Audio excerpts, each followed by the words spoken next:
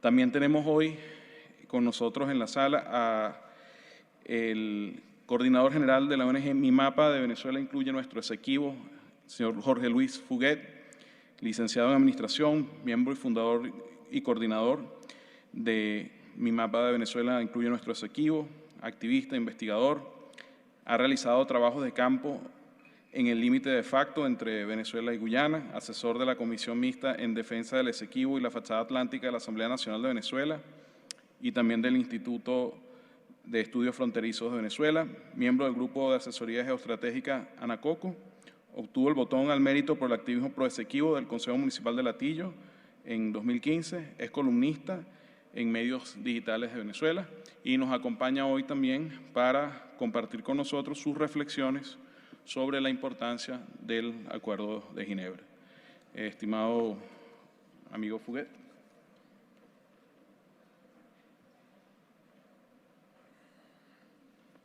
Muy buenas tardes.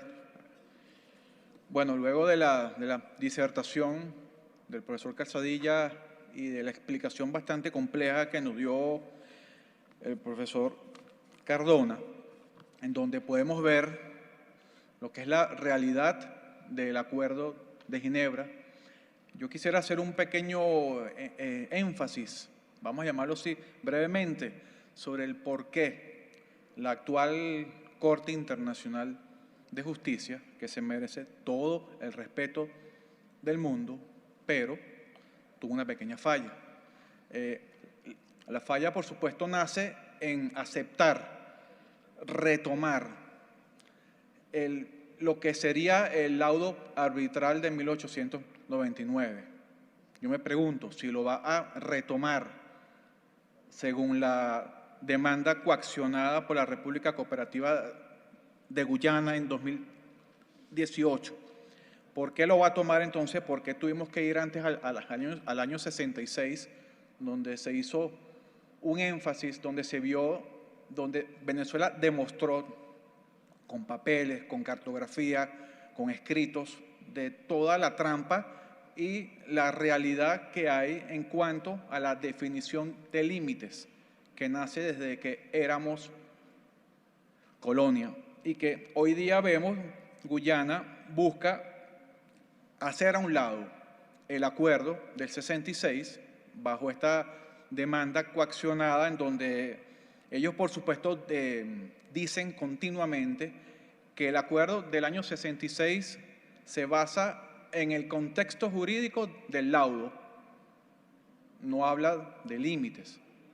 Y ahí entonces vemos que la Corte, bajo una premura, con unos tiempos bastante rápidos, no sé si se dieron cuenta de toda la actividad virtual que se hizo, mientras otros casos fueron pausados por el tema COVID, el tema nuestro fue tomado en consideración como un tema importante para ellos.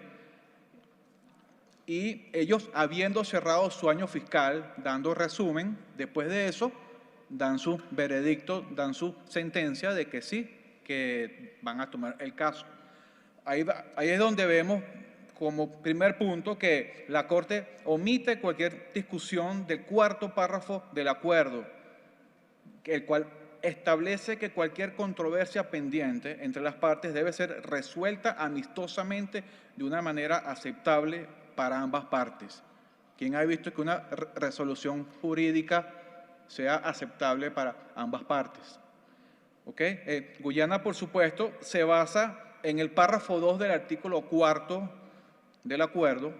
No se los quiero leer porque porque es bastante largo, pero este mismo es el que se basa Guyana para considerar que la elección del secretario general de la Corte en sus cartas de fecha del 30 de enero de 2018 le permitió conocer unilateralmente, vean bien esa palabra, unilateralmente, a la Corte su controversia con Venezuela. Ahora bien, vamos a tomar en consideración la única pregunta que se le hizo a la delegación de Guyana, que la hizo el juez Benuna de Marruecos, que él dice: ¿es posible concebir una situación en la que se hayan agotados todos los medios de solución pacífica sin que la controversia se haya resuelto.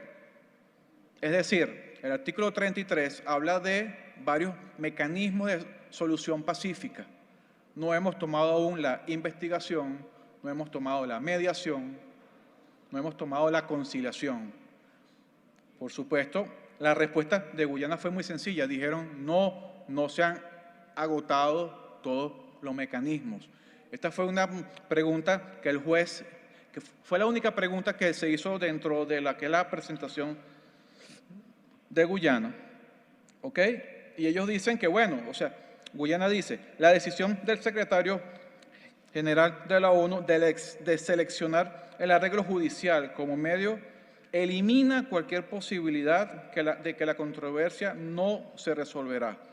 Por lo tanto, Guyana ha estado evitando dar sentido al párrafo 2 del artículo 4 del acuerdo, como podemos ver.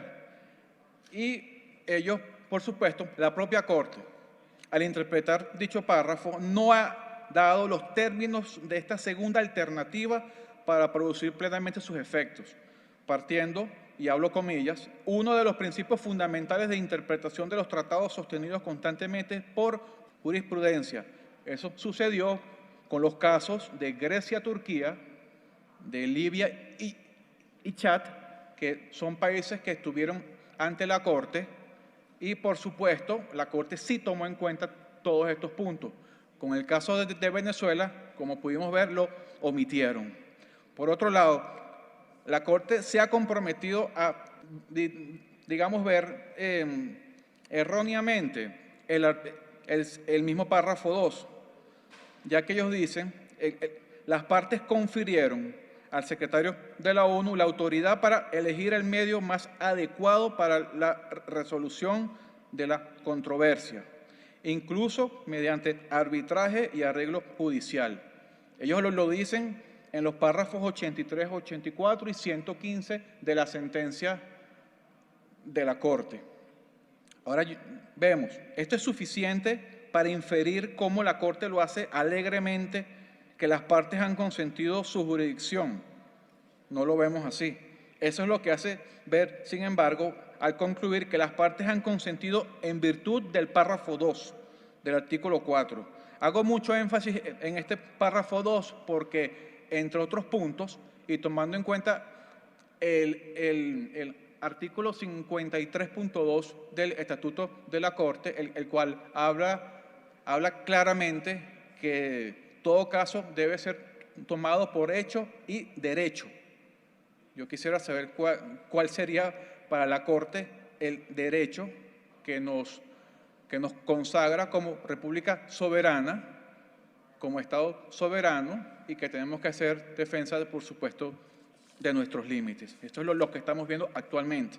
No existe ningún precedente en el que se pueda decir que los Estados han delegado en el secretario general su poder para dar consentimiento a la jurisdicción de la Corte. No hay ninguno. Después de 50 años y de 6 secretarios generales, el señor Guterres dirigió su carta a ambas partes en el 2018, dando a entender el camino judicial.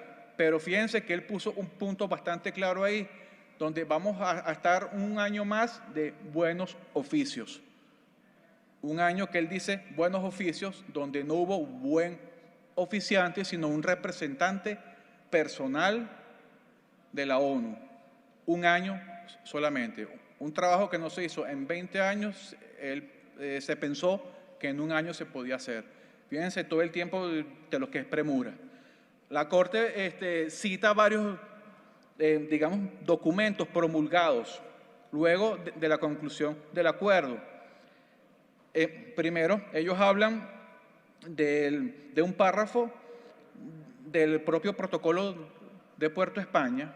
Ellos lo dicen en su punto 75 y también citan una declaración ante el Congreso del 17 de marzo del 66 del canciller Ignacio Iribarren Borges, donde Guyana buscó tergiversar las expresiones, porque para el año 66 Venezuela sí pudo haber ido para la Corte y no lo hizo porque Guyana no quería. Guyana quiso tomar el tema judicial a partir luego del año 82, inclusive con la famosa fórmula cordobés que fue con la ONU, la cual Venezuela muy bien que rechazó contundentemente. Aquí vemos otra cosa. La Corte debió haber estado más atenta al examinar su jurisdicción y la interpretación del mismo acuerdo, ya que se trata de una disputa con un alto nivel político, emocional y de impacto. Ya no es como en 1899 con el juez ruso de Martins, que después fue elogiado por la reina y todo. Hoy día es un contexto totalmente diferente. Y por supuesto, vemos que de una época que todavía estábamos con el término colonial, que ya hoy día no es así. En mi opinión, es solo a través de una interpretación rigurosa del consentimiento de las partes en su jurisdicción que la Corte aumentaría su propia credibilidad y la confianza de que goza entre los estados partes en el estatuto. ¿Por qué yo digo esto? La Corte está creando un camino de crisis, un camino en que pudieran pasar cosas, digamos, lamentables para la región. No estoy hablando, por supuesto, de conflictos bélicos, eso es algo que tiene que quitarse completamente, pero sí hablo de una situación en que ellos deberían facilitar la razón y, como estamos viendo, no lo están haciendo. La premura, la disposición de los 12 jueces que votaron a favor y solo 4 jueces que votaron con la verdad, que se dieron cuenta que realmente no se debió de haber tomado este caso por todo ello. La sentencia de la Corte socava el principio fundamental del consentimiento de las partes a su jurisdicción y es incompatible tanto con el estatuto de la Corte como con su jurisprudencia. En sus sentencias anteriores, la Corte ha establecido no solo que el consentimiento de las partes están obligadas a ejercer su jurisdicción, según lo dispuesto en su estatuto, pero también que el consentimiento debe ser cierto, inequívoco e indiscutible. Y como estamos viendo, no lo ha sido así. Expreso todos estos argumentos en relación a lo que nos viene dentro de 9 días, ¿verdad? El día 26, donde nuevamente de manera telemática, de manera virtual, va a haber una reunión en donde el presidente saliente, porque ya para dentro de poco viene un nuevo presidente de la Corte, y gracias a Dios el nuevo vicepresidente de la Corte es uno de los jueces que votó en contra. Eso es un punto a favor nuestro. Lo digo porque, como ya lo dije, existe muchísima premura, hay mucha presión internacional y está afectando y quiere socavar el Estado venezolano, que como Estado soberano tiene que defender sus fronteras. Muchísimas gracias.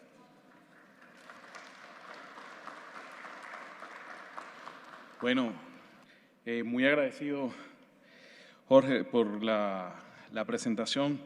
Muy relevante también el traer a la luz esas observaciones que son importantes para nosotros tener en cuenta de los procesos actuales que se están llevando a cabo.